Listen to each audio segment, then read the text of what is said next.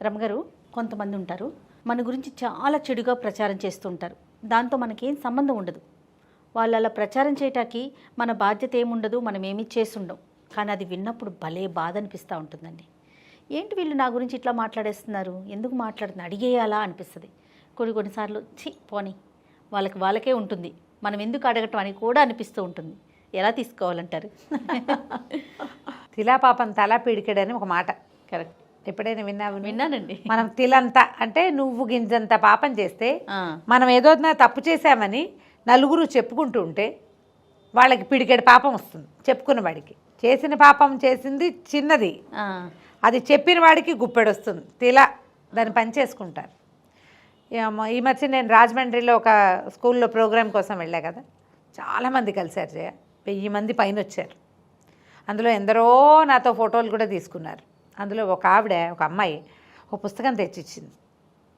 ఎందుకమ్మా ఇదేంటి? కాదు మేడం, మీకు ఉపయోగపడుతుంది, బుక్కేనండి అని ఇచ్చింది. అది రమణులు చెప్పిన కథలు, రమణాశ్రమంలోనే ప్రింట్ అయింది. గోనేళ్ల సీతారామలింగేశ్వరరావు గారిని వారు రాసిన పుస్తకం. చాలా చాలా సందర్భాల్లో భగవాన్ రమణులు ఎలాంటివి ఈ వాక్యాలు చెప్పారు, దానికి దగ్గరలో ఉన్న కథ స్వయంగా వారు చెప్పిన వాక్యాలతోటే వారు ప్రింట్ చేయించిన పుస్తకాల్లో ఉన్న కొన్ని వాక్యాలని కోట్ చేస్తూ చాలా కథలు ఉన్నాయి. అందులో కథలు చాలా చాలా చాలా బాగున్నాయి. అందులో ఒక కథ దీనికి సంబంధించింది. తప్పకుండా. ఇప్పుడు నువ్వు మంచి చెడ్డ పేరు నీ గురించి కనుక ఎవరైనా చెడుగా చెప్పుకుంటూ ఉంటే వాళ్ళు నీతో గంగా స్నానం చేయించినట్టే. మనం ఒక తప్పు చేసాం, మన దగ్గర ఏదో ఒక పొరపాటు ఉంది, మన వల్ల ఒక పొరపాటు జరిగింది, ఒక 5-6 చెప్పుకున్నారనుకో, వాళ్ళు నీకు గంగా స్నానంతో సమానం. అది మంచిదే, మరక మంచిదేలాగా.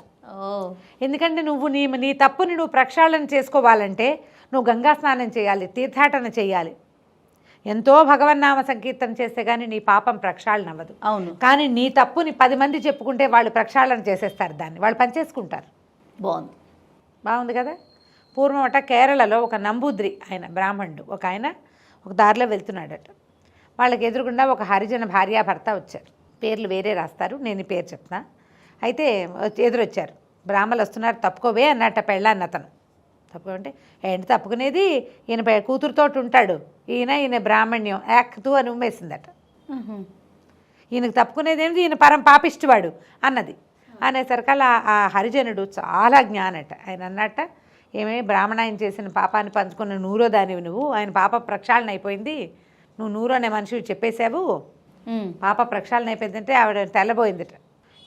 ఎలాగైందంటే ఒకప్పుడు ఈ బ్రాహ్మణ ఈయన పరమ పిసినారట. ఆ నంబూద్రి వంట చేయించాడు బ్రాహ్మణ్యానికి. వంట చేయిస్తే ఆకుకూరల నుంచి ఒక జలగ పడిందట ఆ వంటలో. చీచి అపవిత్రం అయిపోయింది, పారేద్దామన్నారు ఇంట్లో వాళ్ళు.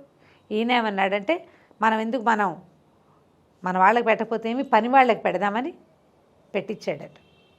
యమధర్మరాజు పైనుంచి చూస్తారు కదా ఇదంతా, వీడి చిట్టాలో రాయి, రేపు వచ్చాక వీడికి 1000 జలగలతో కరిపిద్దాము, జలగలు పడిన ఆహారాన్ని పెట్టాడు మనుషులకి అని అన్నట్ట.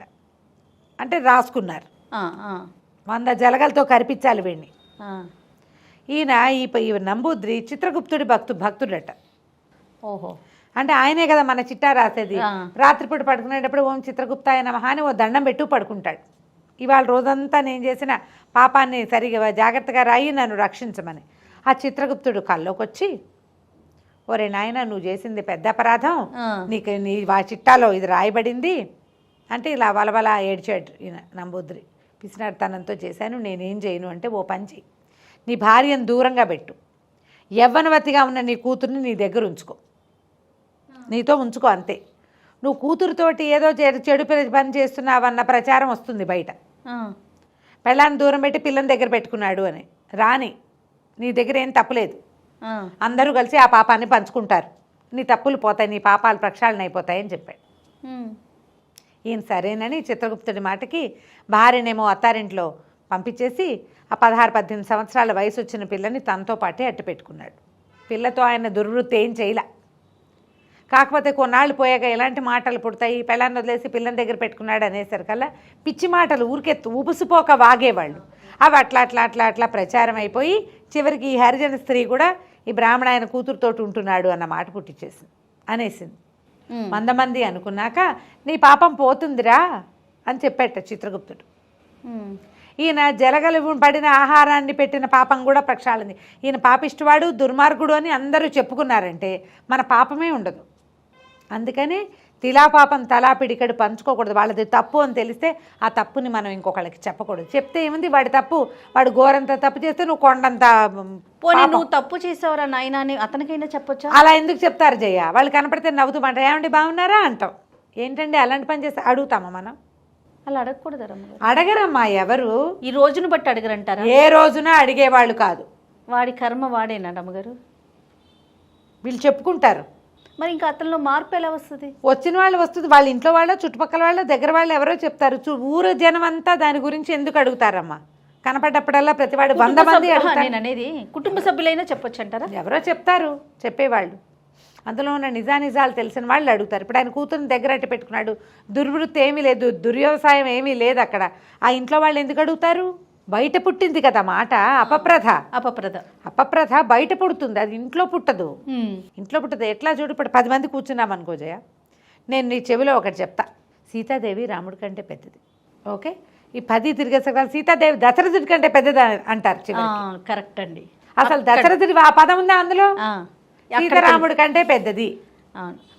సీతాదేవి రాముడు కొట్టేదిట, అలాంటివి కూడా చెప్పుకుంటారు. రామరామ అలాంటివి కూడా చెప్తారు. ఇంత అక్కర్లేని మాటలు పుట్టిస్తాయి నోళ్ళు, అంతే. అట్లాగే జరుగుతుంది.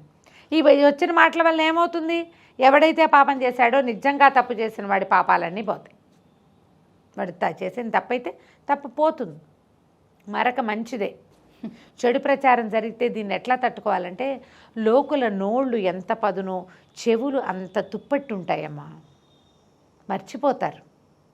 ఇవాళ వింటారా, పోయింది, రేపు ఎల్లుండి తర్వాత ఎన్నిసార్లు వింటారు? కొత్తది రాదు, ఇంకోటి వస్తుంది రేపు ఇంకోళ్ళ గురించి. ఇలా చెవులు నింపేవాళ్ళు, బయట మాటలు చెప్పుకునేవాళ్ళు, గాసిపింగ్, అవేంటంటే గాసిప్స్. ఇప్పుడంటే మనకి సోషల్ మీడియా వచ్చి పాత రికార్డులు ఉండిపోతున్నాయి, రికార్డులు తీసి చూపిస్తున్నాం. అవును, మన దాకా విత్ ప్రూఫ్ ఎవిడెన్స్ ఉంది, డాక్యుమెంటరీలో ఎవిడెన్స్, ఇలాంటివి చెప్పుకుంటాం. ఇదివరకు ఎవిడెన్స్లు ఏముండేవి? నోటి మాటలు నేను అనలేదంటే అయిపోతుంది, అంతే. అనలేదంటే కుదరట్ల. ఇప్పుడు కుదరట్ల, రికార్డింగ్లు ఎక్కువైపోయి మనకి కుదరట్లేదు. కానీ ఇది వరటి కాలం అలాంటిది కాదు కదా. కొన్నాళ్ళకి జనాలు మర్చిపోతారు, మళ్ళీ కొత్తవి పుడతాయి. అల్లప్పుడెప్పుడో చెప్పారు కదా, అదేం కాదంటే ఓ కాదా అంటారు, అయిపోతుంది. ఇప్పుడు మనకు ఆ అవకాశం లేదు. 8 ఏళ్ల క్రితం నువ్వు ఆ మాట అన్నావు, ఇవాళ ఈ మాట అంటున్నావు, ఈ మాట ఏమిటి, ఈ మాట ఏమిటి, రెండింటినీ టాలీ చేయటం, నీ సంగతి ఏమిటంటాం, అవన్నీ ఇప్పుడు వచ్చినాయి. పాపం ఇదివరకటి రోజులు పిచ్చిపోహాలి ఇలాంటివి. అవును అవును, ఒట్టి మాటలతోటే పోతాయి. ఎవరైనా మీ మీద చెడు ప్రచారం చేసిన, చెడ్డ మాటలు ఆడిన, కాలం మనదయ్యే వరకు కామ్గా ఉంటే సరిపోతుంది. దాని మీద బెంగపెట్టుకుని ఆలోచించి భయపడి అనవసరమైన పిచ్చి పిచ్చి నిర్ణయాలు తీసుకుని చేయకూడదు. కాలం ప్రతిదానికి సమాధానం చెప్తుంది.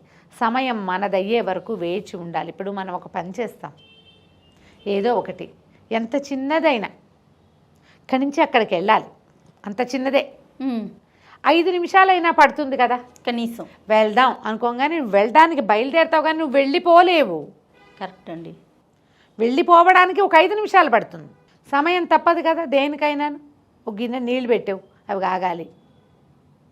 ఒక బియ్యం కడిగి పెట్టావు, అది ఉడకాలి. తెల్లారి నేను ఆ పని చేద్దాం అనుకుంటా, తెల్లారి లేవగానే రేపొద్దున 7వ గంటకల్లా ఫస్ట్ అవర్లో ఇదే మన పని అవ్వాలిగా. నువ్వు రాత్రి 9ంటికి అనుకున్నావు, ఈ 9 నుంచి 7 దాకా ఉన్న ఈ 10 గంటల సమయము నడవాలా? అవును అవును. ఇందులో ఎన్ని మార్పులు వస్తాయో, ఎంత ఇది వస్తుందో. నువ్వే 7 గంటల దాకా ఇంట్లో పడుకోకుండా ఎవరింటికైనా వెళ్ళిపోతావేమో, ఏదైనా జరగచ్చు. ఇప్పుడు కాదు, 7ంటికి సమయం అవ్వాల్సే ఉంది మన పని. ఇక్కడ రాసుకొచ్చాం, ఈ 9 to 7 నడవనివ్వాలి, తొందరపడకూడదు. ఇందులో మనని బాధించేవి, కష్టపెట్టేవి, మనం చాలా చిన్నబుచ్చుకునేవి, మనల్ని కుంగదీసేవి కూడా ఉండొచ్చు. మన దగ్గర ఒక నిజం గనక ఉంటే, మన దగ్గర నిజాయితీ ఉంటే, మనం చేసే పని సరైందైతే, మన దగ్గర ఏ తప్పు లేకపోతే తప్పకుండా ఈ 10 గంటల సమయము మనకి ఏదో ఒకసారి మనకు కావాల్సిన వైపుకి తిరుగుతుంది. వెయిట్ చేయాలి. చెడు ప్రచారాలు జరుగుతూనే ఉంటాయి. ఒకవేళ జరిగినా అది మన మంచికే అనుకోండి. చెప్పారు కదా, తిలా పాపం తలా పిడికిడు అన్నట్టు, అంతే పోతుంది. అదే పోతుంది అనుకోవాలి. బెంగ పెట్టుకుని దిగులు పడితే ఏం చేస్తాం మనం? బతకలేం కదా. అవునండి అవును, బతకలేకపోతాం. కాబట్టి గాసిపింగ్ మీద అసలు భయపడద్దు, బెంగపెడద్దు. చేసేవాళ్ళు కూడా కొంచెం ఆలోచించండి, అంతే. నిజం ఒకటి ఉంటే ఈ అబద్ధం ఇంకోటి ఉంటుంది. మనమే మన ఫోన్ కెమెరానే కుడిపేమిట ఎడంపేమిటగా కనిపిస్తూ ఉంటుంది ఆ, కదా. అవునండి. ఇటు వేసుకుంటే అటు, అటు వేసుకుంటే ఇటు కనిపిస్తూ ఉంటుంది. ఎందుకు వచ్చింది? మనం అద్దంలో చూసినా అలాగే కనిపిస్తాయి కదా జయ. అవునండి. కాబట్టి అలా ఆలోచిస్తే మనకి ఏ ప్రాబ్లము ఉండదు. ఈ కథ జ్ఞాపకం చేసుకోండి. తప్పకుండా అండి. నమస్తే. నమస్తే జయ.